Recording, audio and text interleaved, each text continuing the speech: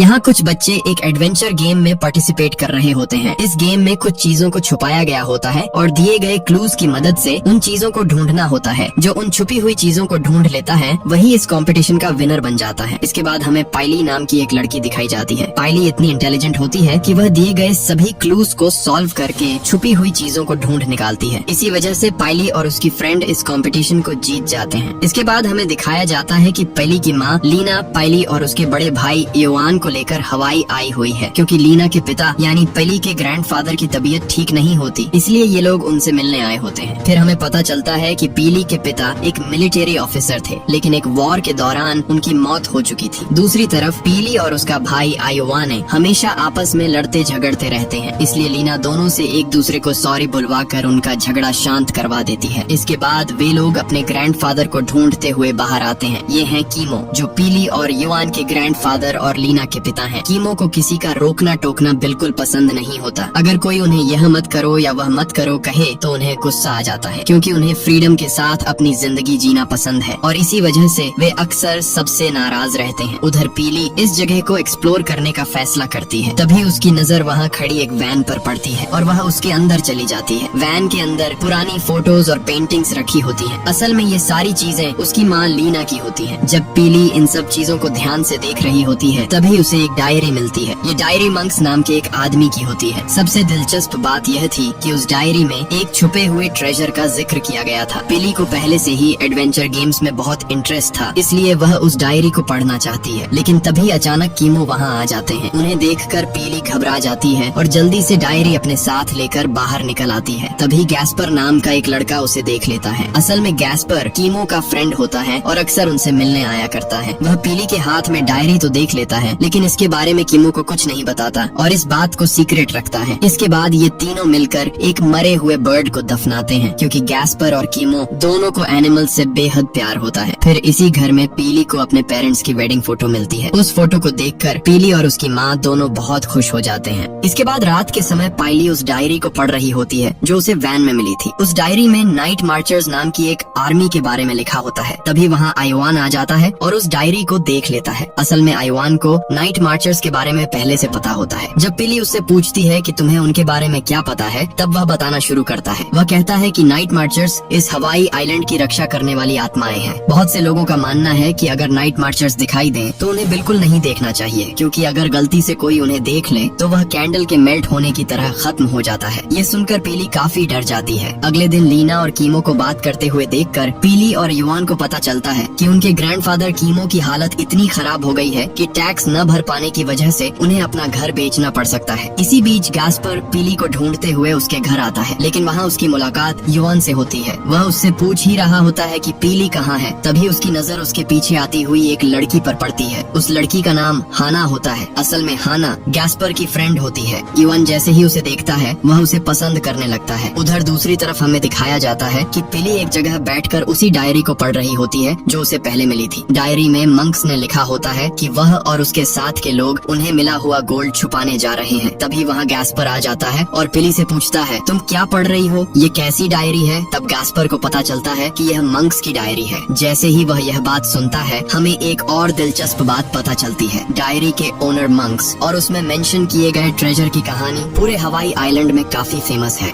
इसमें क्या लिखा है मुझे भी थोड़ा बताओ। ऐसा कहते ही वो भी कहानी सुनाना शुरू कर देती है। वो बताती है कि स्पेन का राजा अपना खजाना छुपाने के लिए कुछ लोगों को भेजता है। उन लोगों में ब्राउन और रॉबिन्स नाम के दो आदमी भी शामिल थे, लेकिन रास्ते में इन दोनों के मन में लालच आ जाता है। ये दोनों मंक के छोटे भाई को अपने साथ मिलाकर कहते हैं, क्यों ना हम स्पेन के राजा को धोखा देकर ये सारा गोल्ड खुद ही रख लें। मंक भी उनकी बात मान जाता है। इसके बाद ये सभी लोग हवाई आइलैंड पहुँचते हैं ताकि इस खजाने को हमेशा के लिए कहीं छुपाया जा सके। पीली डायरी को यहाँ तक ही पढ़ पाती है, इसलिए गैस्पार भी उसे बस उतनी ही स्टोरी सुनाता है जितनी उसे पता होती है। अब आगे की कहानी सुनो। मंक को किसी ने बहुत बुरी तरह पीटा था। उसकी हालत इतनी खराब हो चुकी थी कि वो समुद्र के किनारे आकर बेहोश होकर गिर जाता है। तभी वहाँ से गुजर रहा एक बुजुर्ग कपल उसे देखता है और उसकी जान बचाने की कोशिश करता है। उसी दौरान मंक अपनी डायरी उस कपल को सौंप देता है। अब जैसे ही ये लोग स्टोरी को आगे बढ़ाने वाले होते हैं तभी वहाँ पीली के दादाजी कीमो पहुँच जाते हैं। शुरुआत में तो वो गुस्सा हो जाते हैं और डांटते हुए पूछते हैं, तुमने इस डायरी डायरी को हाथ क्यों लगाया, लेकिन कुछ ही देर बाद वो शांत हो जाते हैं। पीली को कुछ समझ नहीं आता क्योंकि वो अभी भी एक छोटी लड़की है। तभी कीमो एक ऐसा राज बताते हैं जिसे सुनकर पीली भी हैरान रह जाती है। वो कहते हैं कि यह डायरी और इसके साथ मिला हुआ गोल्ड कॉइन उनके दादा दादी को खुद मंक ने दिया था। यानी जब मंक घायल हालत में समुद्र किनारे पड़ा हुआ था और जिस बुजुर्ग कपल ने उसकी मदद की थी वो कोई और नहीं बल्कि कीमो के अपने दादा दादी थे। इसके बाद कीमो पीली को पूरे आइलैंड की सैर कराने ले जाता है। वो उसे एक बोट में बैठाकर माउंटेन की तरफ ले जाता है। जैसे ही वो सामने दिखाई देने वाले माउंटेन की ओर इशारा करता है, पीली को अचानक एक बड़ी बात समझ आती है। मंक ने अपनी डायरी में इसी माउंटेन का जिक्र किया था। फिर कीमो अपने पास रखा हुआ गोल्ड कॉइन निकालकर उसे दिखाता है। उस कॉइन को देखते ही पीली को एक और अहम क्लू मिल जाता है। अब उसे यकीन हो जाता है कि वही माउंटेन वो जगह है जहाँ सदियों पहले पूरा ट्रेजर छुपाया गया था। पीली फैसला करती है कि उसे उस माउंटेन को ऊपर से जाकर देखना होगा। वो चढ़ाई शुरू कर देती है और कीमो भी उसके पीछे पीछे चल पड़ता है, लेकिन तभी अचानक उसका पैर फिसल जाता है और वो नीचे गिर पड़ता है, जिससे उसे काफी चोट लग जाती है। इधर ये दोनों शॉपिंग करके वापस आ रहे होते हैं। तभी लीना आइवान से कहती है, दादाजी टैक्स नहीं भर पा रहे हैं। हालत ऐसी हो गई है कि उन्हें घर तक बेचना पड़ सकता है, इसलिए मैं एक डिसीजन लेने के बारे में सोच रही हूँ। फिर वो कहती है, न्यूयॉर्क में हमारा जो घर है उसे बेच देते हैं और हम भी यहीं आकर सेटल हो जाते हैं। लेकिन इवान इस बात के लिए बिल्कुल भी तैयार नहीं होता। वो कहता है, मेरी पूरी एजुकेशन वहीं चल रही है, ऐसे अचानक यहाँ आकर सेटल होना कैसे पॉसिबल है। उसी समय पेली अपनी माँ को कॉल करके बताती है कि दादाजी गिर गए हैं, उन्हें हॉस्पिटल में एडमिट करना पड़ेगा। इसके बाद हमें दिखाया जाता है कि कीमो को हॉस्पिटल लाकर एडमिट कर दिया गया है। लेकिन लीना पेली को डांटते हुए पूछती है, तुम दादाजी को वहाँ क्यों लेकर गई थी। इस वजह से जब पेली घर वापस आती है और गस्पार से बात कर रही होती है, तभी उसके दिमाग में एक आइडिया आता है। वो तुरंत जाकर युवान से कहती है, अगर हम मंक की डायरी में लिखे हुए रॉबिन्सन और ब्राउन के ट्रेजर को ढूंढ लें तो हमारी सारी परेशानियां खत्म हो जाएंगी, हम दादाजी का टैक्स भी भर पाएंगे। लेकिन आयोवाने को इस बात पर बिल्कुल भी भरोसा नहीं होता। वो कहता है, ये सब झूठी कहानियां हैं, ट्रेजर जैसा कुछ नहीं होता, तुम जाकर अपना काम करो। लेकिन पेली अब फैसला कर चुकी होती है, चाहे कुछ भी हो जाए उसे उस ट्रेजर को ढूंढ कर ही रहना है। तभी गास्पर भी उसका साथ देते हुए कहता है, कल हम दोनों साथ में चलेंगे और उस ट्रेजर को ढूंढेंगे। अगली सुबह जैसे ही दिन निकलता है, पेली चुपके से युवान का फोन उठा लेती है। उसके बाद दोनों कीमो की कार लेकर उस माउंटेन की तरफ निकल पड़ते हैं जहाँ पेली ने कल ट्रेजर छुपाए जाने का सुराग पाया था। कुछ देर ट्रैवल करने के बाद आखिरकार ये लोग उस जगह पहुँच जाते हैं जहाँ वो माउंटेन मौजूद था। वैसे इस जगह का नजारा देखने लायक होता है। चारों तरफ इतनी खूबसूरती होती है कि कोई भी उसे देखकर मंत्रमुग्ध हो जाए। इधर लीना घर के टेलीफोन पर कॉल करके आयोवान से पूछती है, मैं कब से तुम्हारे फोन पर कॉल कर रही हूँ, लेकिन तुम पिक क्यों नहीं कर रहे। तभी आयोवान को समझ आ जाता है कि पेली उसका फोन लेकर ट्रेजर की तलाश में निकल चुकी है, लेकिन वो ये बात अपनी माँ को नहीं बताता। उधर पेली और गास्पर माउंटेन वाले इलाके में आगे बढ़ रहे होते हैं। तभी गास्पर का एक फ्रेंड वहाँ पहुँच जाता है। दरअसल वो पूरी जगह उसी के फ्रेंड की होती है, इसलिए वो उन्हें वहाँ घूमने के लिए एक व्हीकल भी दे देता है। अब उसी व्हीकल की मदद से ये दोनों माउंटेन के और करीब पहुँचने लगते हैं। इधर आयोवान जब अपने फोन की लोकेशन ट्रैक करता है, तब उसे पता चल जाता है कि आखिर पेली इस वक्त कहाँ पर है। तब तक ये दोनों भी उस माउंटेन के पास पहुँच चुके होते हैं। वहाँ पहुँचते ही इन्हें रॉबिन्सन और ब्राउन द्वारा बनाए गए निशान दिखाई देते हैं। इन निशानों को देखकर इन्हें यकीन हो जाता है कि वो सही जगह पर आए हैं। इसके बाद दोनों डायरी में लिखे हुए रास्ते के अनुसार माउंटेन के अंदर जाने की तैयारी करने लगते हैं। लेकिन अंदर जाने से पहले वो अपने पास मौजूद गैर जरूरी सामान वहीं छोड़ देते हैं और सिर्फ जरूरी चीजें लेकर माउंटेन के अंदर एंटर करते हैं। इधर आयोवा ने हाना को साथ लेकर पेली और गास्पर को ढूंढने निकल चुका होता है। उसी दौरान पेली और गास्पर माउंटेन के अंदर काफी आगे तक पहुंच चुके होते हैं। तभी उनके सामने एक बड़ा सा होल दिखाई देता है। अब उसके अंदर क्या हो सकता है ये देखने के लिए जैसे ही दोनों आगे बढ़ते हैं, अचानक वहाँ मौजूद चट्टानें टूट कर नीचे गिरने लगती हैं और दोनों सीधे उस होल के अंदर जा गिरते हैं। नीचे पहुंचकर जब वो आसपास देखते हैं तो वहाँ एक स्केलेटन भी पड़ा हुआ दिखाई देता है। उसी समय आयोवान और हाना भी माउंटेन वाली जगह पर पहुंच जाते हैं। वहाँ बिखरा हुआ सामान देखकर उन्हें तुरंत समझ आ जाता है कि पेली और गस्पार इसी माउंटेन के अंदर गए हैं, इसीलिए युवान भी अंदर जाने की कोशिश करता है। लेकिन हाना उसे रोकते हुए कहती है, हमें इस केव के अंदर नहीं जाना चाहिए। फिर वो बताती है कि हवाई के लोगों की एक मान्यता है कि इस तरह के माउंटेन्स बेहद पवित्र होते हैं। इसी वजह से मृत लोगों को सम्मान देने के लिए उनकी डेड बॉडीज को ऐसे माउंटेन्स और केव्स के अंदर रखा जाता है। लेकिन इस समय उनके पास कोई और विकल्प नहीं होता। अगर उन्हें पेली और गास्पर को ढूंढना है तो केव के अंदर जाना ही पड़ेगा। उधर नीचे गिरे हुए पेली और गास्पर को उस स्केलेटन के पास एक गोल्ड रिंग मिलती है। गोल्ड रिंग को देखते ही दोनों समझ जाते हैं कि ट्रेजर यहीं कहीं आसपास छुपा हुआ है। उसी समय पेली और गस्पार को ढूंढते हुए युवान और हाना भी केव के अंदर पहुंच जाते हैं और जोर जोर से उन्हें आवाज लगाने लगते हैं। उनकी आवाज सुनकर पेली और गस्पार भी जवाब देते हैं, हम यहाँ हैं। इसके बाद जब वो उन्हें मिली हुई गोल्ड रिंग दिखा दिखाते हैं तो आयोने और हाना को भी यकीन हो जाता है कि इस जगह पर सच में कोई ट्रेजर मौजूद है। उसी समय हमें पता चलता है कि पेली योवाने का फोन अपने साथ लेकर आई थी, लेकिन अब वो पूरी तरह टूट चुका है, यानी अब बाहर किसी से कांटेक्ट करना भी पॉसिबल नहीं है। अब आयोने और हाना पेली और गास्पार को ऊपर निकालने की कोशिश करते हैं, लेकिन तभी अचानक ऊपर की चट्टानें फिर से टूटने लगती हैं और देखते ही देखते योवाने और हाना भी उसी होल के अंदर गिर जाते हैं। अब चारों लोग उस रहस्यमयी केव के अंदर फंस चुके होते हैं। डायरी के अनुसार ट्रेजर इसी केव के आसपास कहीं छुपा हुआ है, इसलिए वो सोचते हैं कि अगर ट्रेजर मिल जाए तो शायद बाहर निकलने का रास्ता भी मिल सकता है। यही वजह है कि अब सबसे पहले चारों लोग उस ट्रेजर को ढूंढने का फैसला करते हैं। इसी डायरी में किसी न किसी मैकेनिज्म की ड्राइंग भी बनी हुई थी। अब डायरी के मुताबिक सबसे पहले इन्हें मौत के जबड़ों से बचकर आगे बढ़ना था। इसके बाद ये सभी उस खोपड़ी जैसी दिखने वाली केव के अंदर जाने की तैयारी करने लगते हैं। उधर लीना देखती है कि उसके पिता अब पूरी तरह रिकवर हो चुके हैं और सबके साथ हंसते खेलते बातें कर रहे हैं, लेकिन जैसे ही लीना उनके पास आती है उनका व्यवहार अचानक बदल जाता है। वे उससे ठीक से बात तक नहीं करते और गुस्से में उससे बात करने लगते हैं। यह देखकर लीना का दिल टूट जाता है और वह दुखी होकर वहाँ से बाहर चली जाती है। इधर केव के अंदर ये चारों अभी भी रेंगते हुए आगे बढ़ रहे होते हैं। कुछ देर बाद सबसे पहले पीली और हाना बाहर निकलने में कामयाब हो जाते हैं। तभी उनकी नजर वहाँ मौजूद एक विशाल स्पाइडर पर पड़ती है। उसे देखकर गैस्पर कहता है कि यह पॉइजनस नहीं लगती, लेकिन तभी उसकी नजर एक दूसरी स्पाइडर पर पड़ती है जो बेहद पॉइजनस होती है और वहाँ आ पहुँची होती है। उसे देखते ही युवन बुरी तरह घबरा जाता है और तेजी से बाहर निकलने की कोशिश करता है, लेकिन उसकी इस जल्दबाजी की वजह से केव के अंदर की चट्टानें टूटकर गिरने लगती हैं। मगर सबसे बड़ी प्रॉब्लम तो अभी बाकी थी। गैस्पर का बैग उसी केव के अंदर फंस चुका था और सबसे बुरी बात यह थी कि पीली ने मंक की डायरी भी उसी बैग में रख दी थी। अब डायरी उनके हाथ से निकल चुकी थी और उन्हें यह भी नहीं पता था कि बाहर निकलने का रास्ता कैसे ढूंढा जाए। यह सब देखकर युवन का गुस्सा फूट पड़ता है। वह पीली को जमकर डांटते हुए कहता है कि यह सब तुम्हारी वजह से हुआ है। अगर हम आज यहाँ फंसे हुए हैं तो इसकी जिम्मेदार भी तुम ही हो। तभी हाना बीच में आकर उसे समझाती है। वह कहती है कि वे अभी बच्चे हैं, उनसे गलतियाँ हो सकती हैं, उन्हें हर चीज की समझ नहीं होती। फिर तुम उसे इतनी बुरी तरह क्यों डांट रहे हो? उधर लीना बाहर बैठी रो रही होती है। तभी कीमो का एक फ्रेंड उसके पास आता है और उसे समझाने की कोशिश करता है। वह उसे दिलासा देते हुए कहता है कि कीमो तुमसे बहुत प्यार करता है, लेकिन उसे अपनी फीलिंग्स जाहिर करना नहीं आता, इसलिए तुम ज्यादा मत सोचो, यकीन मानो सब कुछ ठीक हो जाएगा। इधर ये चारों केव से बाहर निकलने का रास्ता ढूंढ रहे होते हैं। तभी युवन पीली के पास आता है और उससे माफी मांगते हुए कहता है, मुझे तुम पर गुस्सा नहीं करना चाहिए था, प्लीज मुझे माफ कर दो। इसके बाद दोनों बातें करते हुए हंसने लगते हैं और फिर से एक हो जाते हैं। उधर लीना जब अपने पिता से मिलने आती है तो वे भावुक होकर रोने लगते हैं। वे कहते हैं, तुम्हारी वाइफ के गुजर जाने के बाद तुम मुझे अकेला छोड़कर न्यूयॉर्क चले गए थे। उसी बात का गुस्सा और दुख मेरे दिल में था, इसलिए मैंने तुम्हारे साथ ऐसा व्यवहार किया, मुझे माफ कर दो। ये सुनकर दोनों के बीच की सारी नाराजगी और गलतफहमियां दूर हो जाती हैं और वे भी एक हो जाते हैं। इसके बाद जब ये चारों आगे बढ़ते हैं तो एक पहाड़ जैसी जगह पर पहुंचते हैं। वहां पहुंचकर उन्हें पता चलता है कि आगे जाने के लिए उन्हें लावा पार करना होगा। देखने में ये जगह बेहद डरावनी और खतरनाक लग रही होती है, लेकिन उनके पास कोई दूसरा रास्ता भी नहीं होता। अगर उन्हें यहाँ से बाहर निकलना है तो किसी न किसी तरह इसे पार करना ही पड़ेगा। वे जैसे ही ब्रिज को छूते हैं, ब्रिज अचानक टूटकर पूरे का पूरा लावा में गिर जाता है। ये देखकर सभी घबरा जाते हैं। अब वे सोचने लगते हैं कि क्या यहाँ से बाहर निकलने का कोई और रास्ता है। उसी दौरान उनकी नजर रॉबिन्सन और ब्राउन के साथ आए हुए चोरों की डेड बॉडीज पर पड़ती है। वे सभी अलग अलग जगहों पर पड़े होते हैं, लेकिन आखिर उनकी मौत कैसे हुई ये बात किसी की समझ में नहीं आती। तभी उन्हें पीली और गैस्पर की आवाज सुनाई देती है। जब वे वहाँ पहुँचकर देखते हैं तो दोनों लावा पार करके दूसरी तरफ पहुँच चुके होते हैं। दरअसल वहाँ पास में ही एक छोटा सा रास्ता मौजूद होता है। हालांकि उस रास्ते पर चलने में युवन और हाना को बहुत डर लग रहा होता है, लेकिन उनके पास कोई दूसरा विकल्प भी नहीं होता। वे धीरे धीरे आगे बढ़ने लगते हैं। तभी रास्ते के बीच में पहुंचते ही हाना बुरी तरह घबरा जाती है। उसे शांत करने के लिए युवन एक सॉन्ग गाना शुरू कर देता है ताकि उसका माइंड डिस्ट्रैक्ट हो जाए। फिर धीरे धीरे सभी लोग उसके साथ सॉन्ग गाने लगते हैं। इसी तरह गाते गाते युवन और हाना उस खतरनाक रास्ते को पार करके दूसरी तरफ पहुंच जाते हैं। दूसरी तरफ पहुंचते ही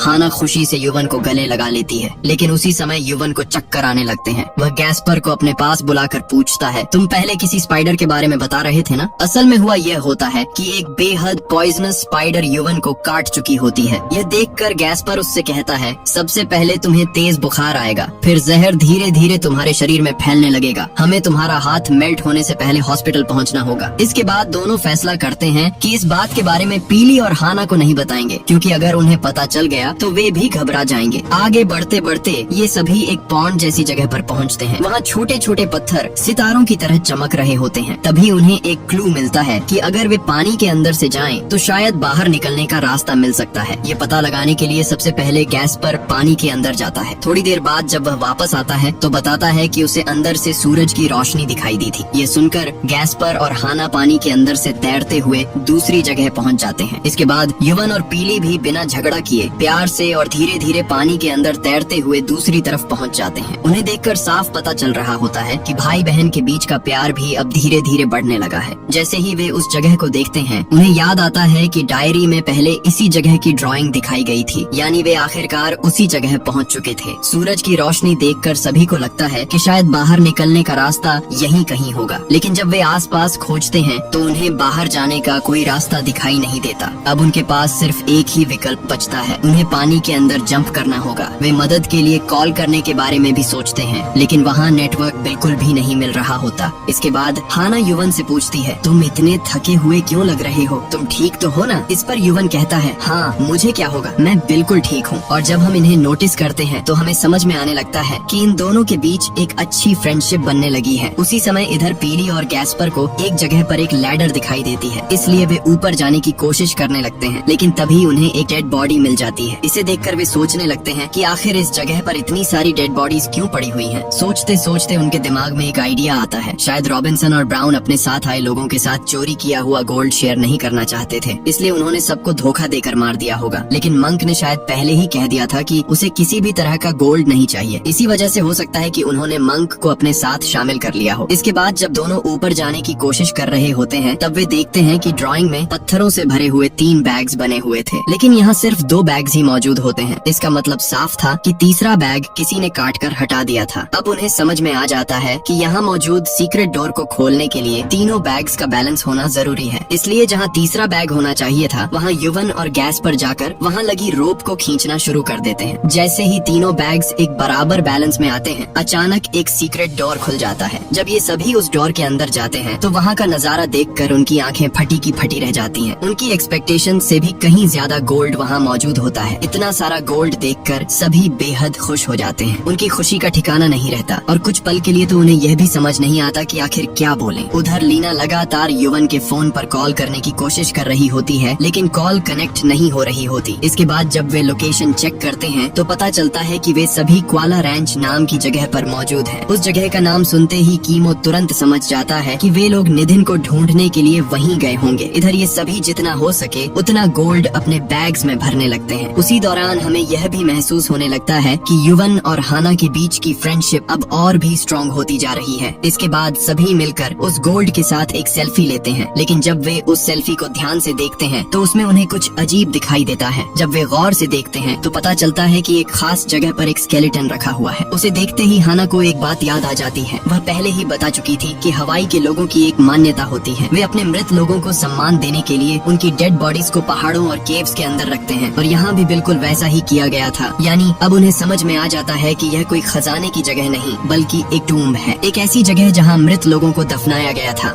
हाना सभी से कहती है, इस जगह पर मौजूद हर एक चीज यहाँ रहने वाली पवित्र आत्माओं की है, हम यहाँ से कुछ भी लेकर नहीं जा सकते। ये कहते हुए वह अपने पास रखा सारा गोल्ड वहीं वापस रख देती है। उसकी बात सुनकर धीरे धीरे पीली को भी सब कुछ समझ में आने लगता है। असल में रॉबिन्सन, ब्राउन और उनकी टीम को यह पता ही नहीं था कि यह जगह एक टूम्ब है। वे लालच में यहाँ तक आ गए थे और फिर उन्हें यहाँ मौजूद आत्माओं का सामना करना पड़ा। इतना ही नहीं, कीमो के दादा को भी यह ट्रेजर मिल चुका था, लेकिन उन्हें पता था कि यह जगह एक टूम्ब है और यहाँ से कुछ भी लेकर नहीं जाना चाहिए। इसी वजह से उन्होंने इस ट्रेजर के बारे में कभी किसी को नहीं बताया। इसके बाद हमें उस बात का भी जवाब मिल जाता है जो हमने पहले देखी थी। 3 पत्थर वाले बैग्स में से एक बैग को किसी ने काट दिया था, और वह बैग किसी और ने नहीं बल्कि खुद कीमो ने काटा था, क्योंकि वह नहीं चाहता था कि कोई भी इस ट्रेजर तक पहुंच सके। ये बात समझ आने के बाद पीली भी अपने पास रखा सारा गोल्ड वहीं छोड़ देती है। उसके साथ गैस पर भी अपना सारा गोल्ड वापस रख देता है, लेकिन युवन अब भी अपनी बात पर अड़ा हुआ होता है। वह अपने पास रखा गोल्ड वापस रखने के लिए बिल्कुल तैयार नहीं होता। वह कहता है, मैं इन आत्माओं आत्माओं पर विश्वास नहीं करता। उधर कीमो लीना से कहता है हमें बच्चों को बचाना होगा। वे उस पहाड़ पर ट्रेजर की तलाश में गए हैं, लेकिन उस जगह पर पवित्र आत्माएं मौजूद हैं। तभी अचानक एक बेहद डरावनी आवाज गूंजने लगती है और देखते ही देखते नीले रंग की आग जल उठती है। पूरा केव जोर जोर से कांपने लगता है। यह सब देखकर चारों बुरी तरह डर जाते हैं और फैसला करते हैं कि उन्हें जितनी जल्दी हो सके यहाँ से बाहर निकलना होगा। वे सभी वाटरफॉल की तरफ भागते हैं, लेकिन तभी पीली को अचानक कुछ याद आता है। वह वापस केव के अंदर जाती है और पत्थर वाले बैग को काट कर उस मिस्ट्री डोर को फिर से बंद कर देती है, क्योंकि वह नहीं चाहती थी कि यह ट्रेजर दोबारा कभी किसी के हाथ लगे। इसके बाद हाना सबको चेतावनी देते हुए कहती है हमें संकेत मिल रहे हैं कि पवित्र आत्माएं हमारी तरफ आ रही हैं। चाहे कुछ भी हो जाए, कोई भी उनकी तरफ मत देखना। अगर हमने उन्हें देख लिया तो हम मर जाएंगे। ये सुनकर सभी सावधान हो जाते हैं। सबसे पहले गैस्पर और हाना पेड़ की जड़ों को पकड़कर नीचे उतरते हैं। उसके बाद पीली और युवन भी नीचे आने लगते हैं, लेकिन युवन की तबीयत पहले से ही खराब होती है। इसी वजह से वह अचानक बेहोश होकर पानी में गिर जाता है। यह देखकर गैस्पर तुरंत पीली को किनारे की तरफ भेज देता है। उधर डूब रहे युवन को बचाने के लिए हाना बिना समय गंवाए पानी में कूद जाती है और उसे पकड़कर बाहर ले आती है। जब सभी देखते हैं कि युवन अभी भी जिंदा है तो मानो उनमें फिर से जान आ जाती है। इसी दौरान पीली और हाना को भी पता चल जाता है कि युवन को एक पॉइजनस स्पाइडर ने काट लिया था। तभी अचानक फिर से एक भयानक आवाज सुनाई देने लगती है। इसका मतलब साफ था, पहाड़ पर मौजूद पवित्र आत्माएं अब उनके करीब पहुंच रही थीं। ये सोचकर चारों अपनी जान बचाने के लिए वहां से भागने लगते हैं। भागते भागते शाम हो जाती है। उधर कीमो भी लगातार भगवान से प्रार्थना कर रहा होता है। वह हाथ जोड़कर कहता है भगवान मेरे बच्चों की रक्षा करना, उन्हें कुछ भी मत होने देना। उसी समय उधर जंगल में लीना भी बच्चों को ढूंढते हुए वहाँ पहुँच जाती है, लेकिन तब तक वे सभी पवित्र आत्माएं भी वहाँ आ चुकी होती हैं। यह देखकर सभी समझ जाते हैं कि अगर उन्हें अपनी जान बचानी है तो तुरंत कहीं छिपना होगा। इसलिए वे वहाँ मौजूद एक कैबिन के अंदर जाकर खुद को लॉक कर लेते हैं। तभी पीली को समझ में आ जाता है कि आखिर वे पवित्र आत्माएं उनके पीछे क्यों पड़ी हुई हैं। असल में युवन अपने बैग में गोल्ड भर कर ले आया था, इसलिए पीली वह गोल्ड लेकर कैबिन से थोड़ी दूर फेंक देती है। उसी समय सभी पवित्र आत्माएं कैबिन के चारों तरफ आ पहुँचती हैं। फिर जैसे ही वे अंदर आने लगती हैं, सभी लोग अपनी आंखें बंद करके बैठ जाते हैं, क्योंकि उन्हें पहले ही चेतावनी दी गई थी कि अगर उन्होंने पवित्र आत्माओं को देख लिया तो वे मर जाएंगे। तभी एक आत्मा आकर उनके सामने खड़ी हो जाती है, लेकिन लीना अनजाने में उसका चेहरा देख लेती है और जैसे ही वह उसे देखती है उसे समझ में आ जाता है कि वह कोई और नहीं बल्कि उसका पति है जो युद्ध में मारा गया था। हाँ, युवन और पीली के पिता भी एक पवित्र आत्मा बनकर उसी जगह पर मौजूद थे। अपने परिवार को देखकर उनके पिता की आत्मा बहुत खुश हो जाती है। वहीं युवन और पीली भी अपने पिता को देखकर बेहद भावुक और खुश हो जाते हैं। लीना की खुशी का तो कोई ठिकाना ही नहीं रहता। वह इतनी भावुक हो जाती है कि उसे समझ ही नहीं आता कि क्या बोले। इसके बाद उनके पिता की आत्मा आखिरी बार सभी को अलविदा कहती है और वहाँ से जाने लगती है। साथ ही बाकी पवित्र आत्माएं भी युवन द्वारा लाया गया गोल्ड अपने साथ लेकर चली जाती हैं। पीली का मन करता है कि वह एक बार फिर अपने पिता को देखे। वह उनकी तरफ देखती है, लेकिन कुछ ही पलों बाद वे समुद्र की ओर जाते हुए धीरे धीरे गायब हो जाते हैं। इसके बाद कीमो सभी से कहता है तुम लोग सिर्फ इसलिए जिंदा हो क्योंकि वह पवित्र आत्मा तुम्हारे पिता थे। अगर उनकी जगह कोई और आत्मा होती और तुम उसे देख लेते तो तुम सब मर चुके होते। उधर युवन और हाना भी अब एक दूसरे को पसंद करने लगे होते हैं। इसके बाद कीमो पूरी कहानी विस्तार से बताना शुरू करता है। वह बताता है कि रॉबिन्सन और ब्राउन ने गोल्ड के लालच में अपने साथ आए सभी लोगों को मार डाला था और फिर वे मंक को भी मारने वाले थे, लेकिन उससे पहले ही रॉबिन्सन और ब्राउन के बीच गोल्ड को लेकर झगड़ा शुरू हो गया। दोनों का लालच इतना बढ़ चुका था कि वे आपस में ही लड़ने लगे। लड़ते लड़ते उन्होंने वहाँ मौजूद पवित्र आत्माओं के स्केलेटन्स को गिरा दिया और जैसे ही ऐसा हुआ पवित्र आत्माएं वहाँ आ पहुँची, लेकिन मंक किसी तरह अपनी जान बचाकर वहाँ से निकलने में कामयाब हो गया। बाद में उसी मंक ने वह डायरी कीमो के दादा दादी को दे दी थी। इसके बाद हमें दिखाया जाता है कि जब पीली और युवन छोटे थे तब वे अपने पिता के साथ बिताए गए पुराने वीडियोस देख रहे होते हैं। तभी लीना वहाँ आती है और सभी से कहती है मैंने एक फैसला किया है, हम इस घर का टैक्स भरेंगे और अब से सभी लोग यहीं साथ में रहेंगे। ये सुनते ही पीली और युवन खुशी खुशी उसकी बात मान लेते हैं। इसके बाद पीली, युवन, लीना और कीमो एक फैमिली की तरह बहुत खुशी से रहने लगते हैं और इसी के साथ ये मूवी खत्म हो जाती है।